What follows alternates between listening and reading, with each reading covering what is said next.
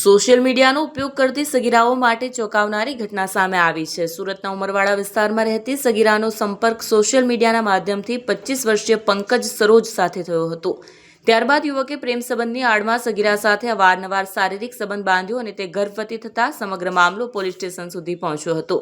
હાલ પોલીસે આરોપીની ધરપકડ કરી વધુ તપાસ હાથ ધરી છે। આ સાથે જ આ સગીરાના 4 મહિનાના ગર્ભનો ગર્ભપાત કરાવવા માટે સુરત સેન્સસ કોર્ટમાં મંજૂરી માંગવામાં આવી છે। હાલ સગીરાને આઈસીયુમાં ઓબ્ઝર્વેશનમાં રાખવામાં આવી છે। સુરતના પૂણા પોલીસ સ્ટેશન હદ વિસ્તારમાં આવેલા ઉમરવાડા વિસ્તારમાં રહેતી સગીરાની સોશિયલ મીડિયાના માધ્યમથી રાજીવનગરમાં રહેતા પંકજ સરોજના સંપર્કમાં આવી હતી। ત્યારબાદ બંને વચ્ચે સારી મિત્રતા બંધાઈ અને બંને મોબાઈલ નંબરની આપ-લે પણ કરી। મોબાઈલ નંબરની આપ-લે બાદ સગીરા અને યુવક બંને એકબીજા સાથે વાત કરતા હતા। તે સમયે પંકજે મીઠી વાતો કરી સગીરાને પ્રેમ જાળમાં ફસાવી। ત્યારબાદ અનેક વખત પૂણા પોલીસ સ્ટેશન હદ વિસ્તારમાં ખાડી કિનારે બોલાવી એકાંતમાં સગીરા સાથે પંકજે અવારનવાર શારીરિક સંબંધ બાંધ્યા। માતાએ ફરિયાદમાં જણાવ્યું હતું કે મારી દીકરીને ઘરે અચાનક છીંક આવી અને તેને શ્વાસ લેવામાં તકલીફ થતી હતી।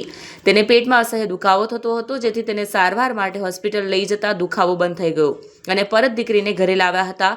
ત્યારબાદ 3 જૂનના રોજ ફરી તેને સારવાર માટે સ્મીમેર હોસ્પિટલ લઈ જતા ડોક્ટરે ચેકઅપ કરી 4 મહિનાનો ગર્ભ હોવાનું જણાવ્યું હતું। ડોક્ટરની આ વાત સાંભળી સગીરાના માતા પિતાના પગ તળેથી જમીન ખસી ગઈ હતી। પરિવારે સગીરાની પૂછપરછ કરતા મામલો સામે આવ્યો। ત્યારબાદ સગીરાના પરિવારના સભ્યોએ આ સમગ્ર મામલે સગીરાની પૂછપરછ કરતા સામે આવ્યું હતું કે પંકજે અવારનવાર દુષ્કર્મ આચરતા તે ગર્ભવતી બની છે। આ સમગ્ર મામલે પૂણા પોલીસ સ્ટેશનમાં ફરિયાદ નોંધાયા બાદ પોલીસે પંકજ સામે દુષ્કર્મનો ગુનો નોંધી તેની ધરપકડ કરી વધુ તપાસ હાથ ધરી છે।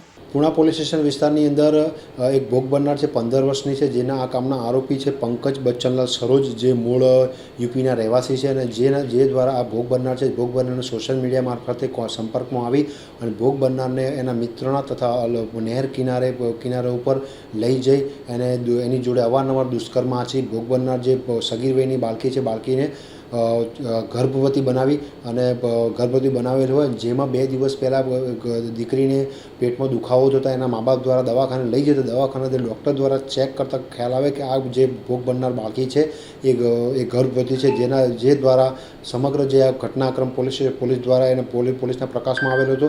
જે બાબતે અત્રના પોલીસ સ્ટેશન દ્વારા ગુનો રજીસ્ટર કરી આ કામના આરોપીને ધરપકડ કરી અને કાયદેસરની કાર્યવાહી કરેલ છે।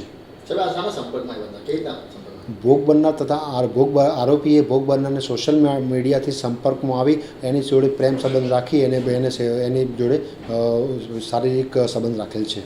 આરોપી શું કામકાજ કરે છે, એનો કોઈ ગુનાહિત ઇતિહાસ છે? આરોપીનું હાલમાં તપાસ દરમિયાન કોઈ ગુનાહિત ઇતિહાસ જણાઈ આવેલ નથી અને આરોપી જે છે છૂટક મજૂરીનું કામકાજ કરે છે।